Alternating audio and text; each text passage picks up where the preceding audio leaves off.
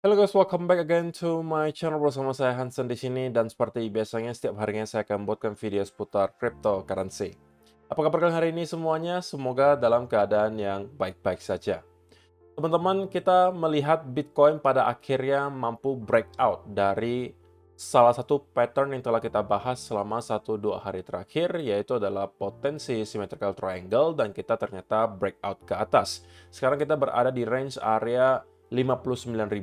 Kita bakalan bahas di video hari ini, apakah ini berarti koreksi yang kita lihat selama beberapa waktu terakhir telah usai, ataukah masih ada sesuatu yang perlu kita khawatirkan, dan juga saya pengen updates untuk beberapa chart yang terkorelasi terhadap Bitcoin.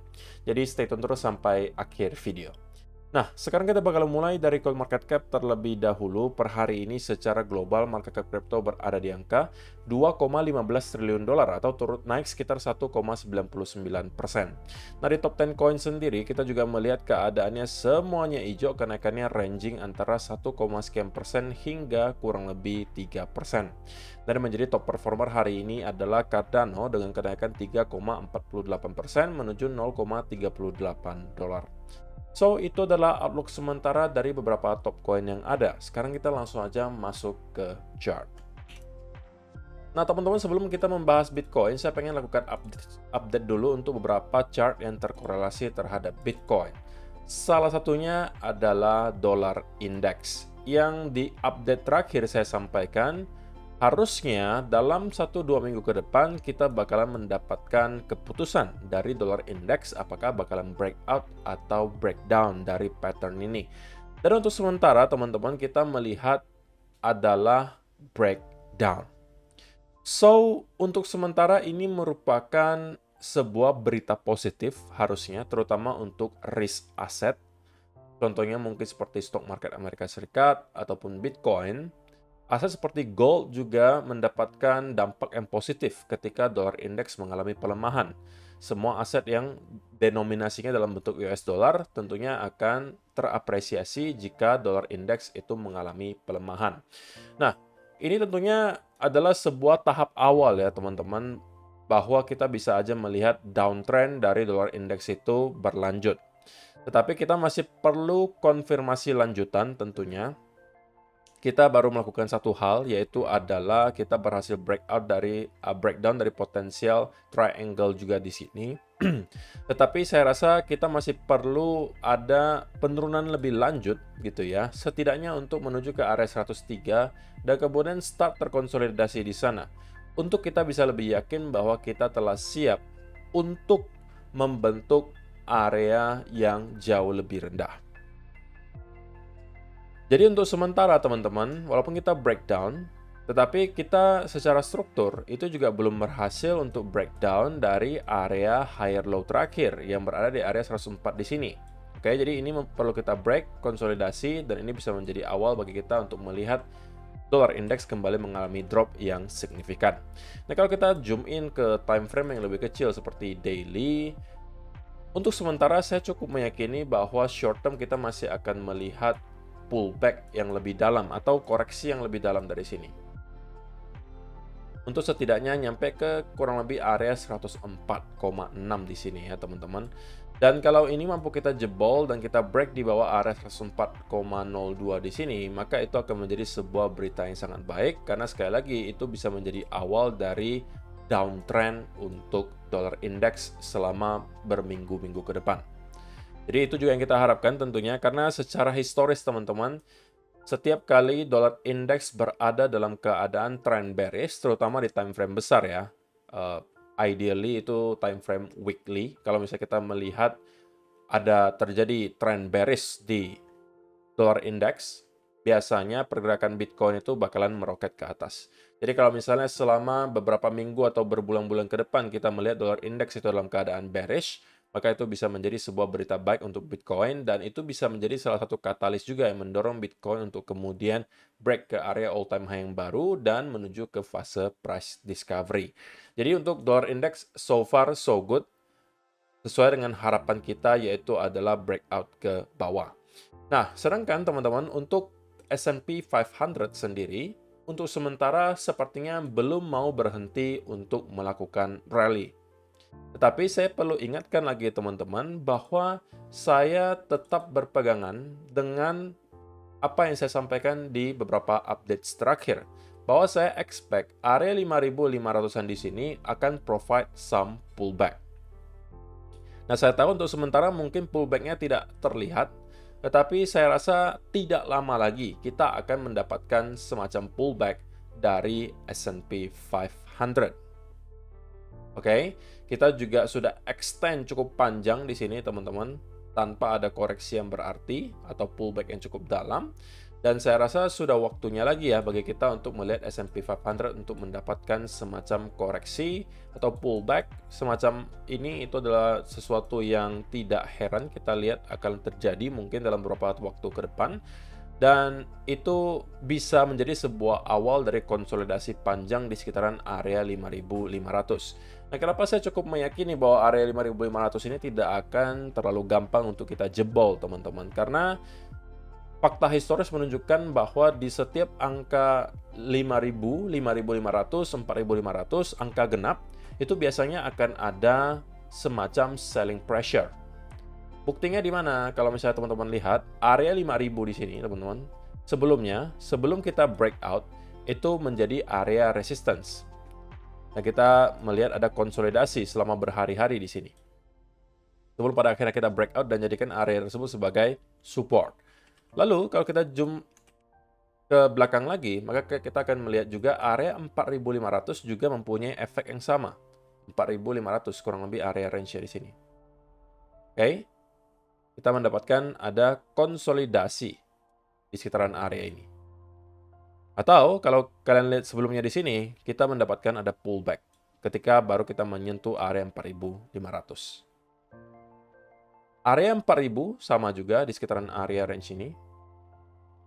Itu juga merupakan area di mana selalu ada terjadi bounce, kalau teman-teman perhatikan.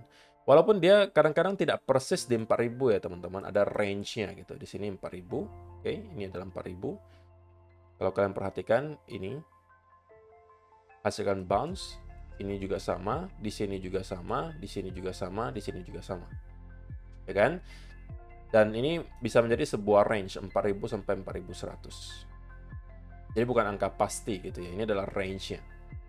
Jadi sama juga di sini, 5.500 sampai 5.600 kemungkinannya akan menjadi sebuah range gitu ya, yang akan provide some selling pressure. Sehingga saya masih tetap expect bahwa dalam beberapa waktu ke depan kita akan mendapatkan semacam konsolidasi terlebih dahulu. Kalau memang tetap kita mau melanjutkan dari sini tanpa ada pullback. Setidaknya ada konsolidasi dulu selama beberapa hari atau 1-2 minggu gitulah ya.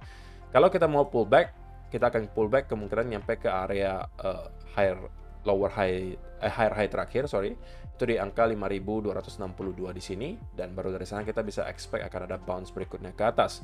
Kalau memang ternyata uptrend dari S&P 500 ini mau kita pertahankan.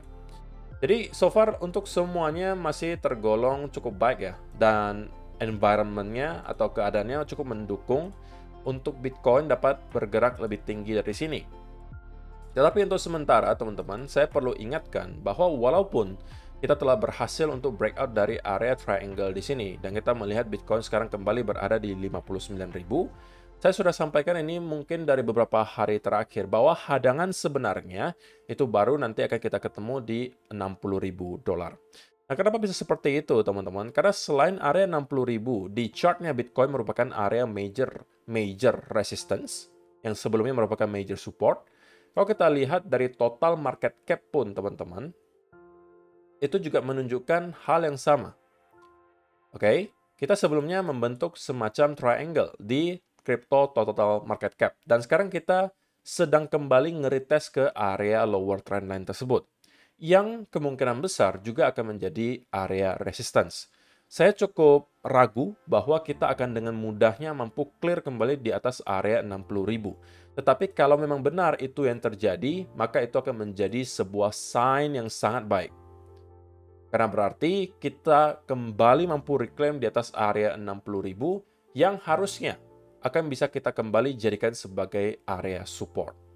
Tetapi teman-teman, untuk dapat menjadikan area 60.000 sebagai support, saya pengennya melihat Bitcoin itu sudah break di atas 61.000 atau lebih baik lagi 62.000. Oke? Karena kalau kita hanya close di sekitaran area 60.000 di sini, ini masih tetap merupakan area resistance. Sama juga ketika kita menjadikan area ini sebagai support ya. Walaupun kita break sedikit di bawah itu, tidak persis mungkin di sekitaran area tengah range ini, tapi tetap ini merupakan masih area support. Itu ya, dan kita masih bisa mendapatkan bounce. Di sini juga sama, bounce. Di sini juga sama, bounce. Ya, kalau misalnya kalian perhatikan di sini, kita bahkan beberapa kali sempat menyentuh ke area 59.000, tapi tetap close-nya itu di bawah, di atas 60.000 ya di sini.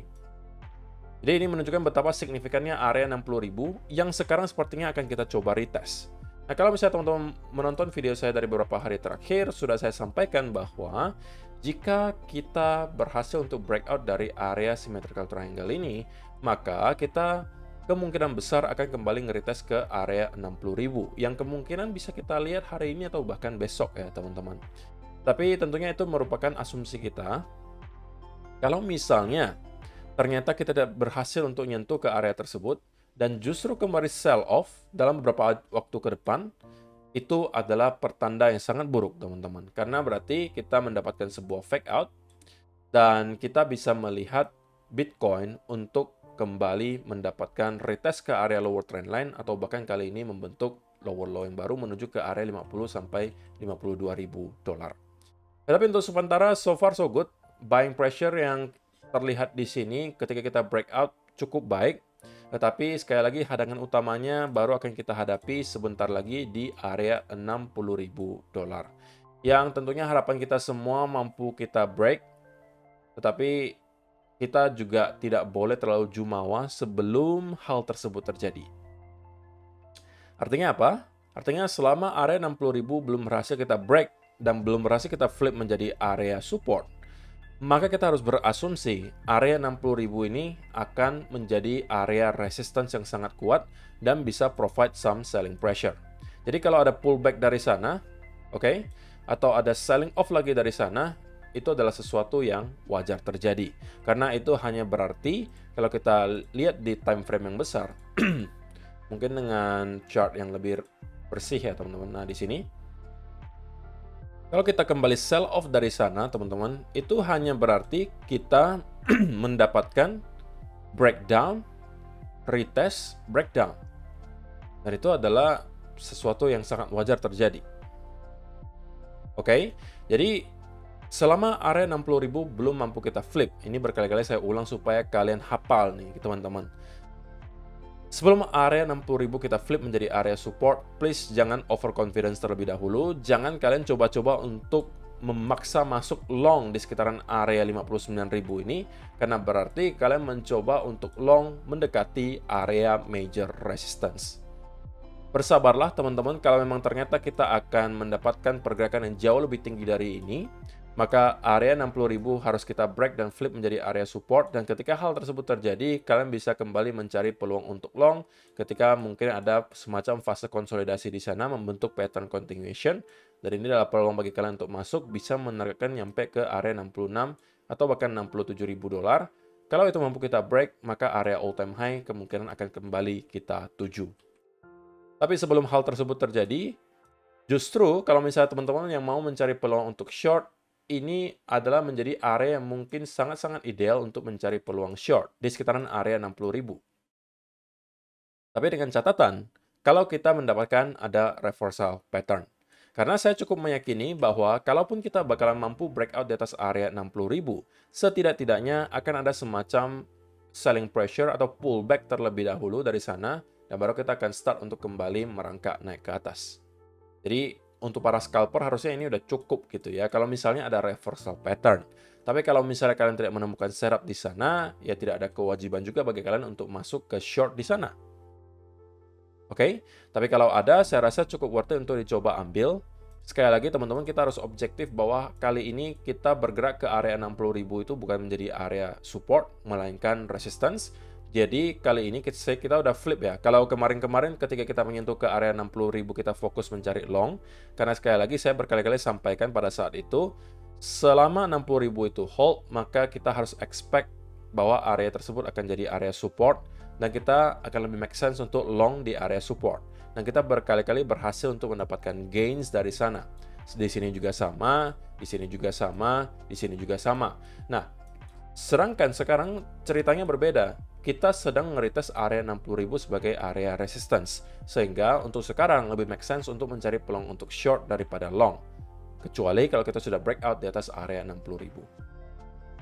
Sudah sampai saya ulang-ulang ya teman-teman. Mudah-mudahan ini dapat membantu kalian untuk menekan emosi kalian. Jangan sampai terlalu overconfidence dan FOMO masuk ke Bitcoin hanya karena ngelihat ada breakout dari symmetrical triangle di sini dan kalian langsung buru-buru long. Sekali lagi saya sangat menyarankan kalaupun kalian mau melakukan trade dalam beberapa waktu ke depan, mungkin akan lebih banyak setupnya itu di altcoin yang risk ratio-nya jauh lebih besar daripada teman-teman memaksakan di Bitcoin. Oke? Saya rasa itu aja sih yang perlu saya sampaikan di video hari ini. Semoga bermanfaat untuk kalian semua. Terima kasih untuk kalian yang telah menonton sampai selesai. See you in the next video. Bye-bye.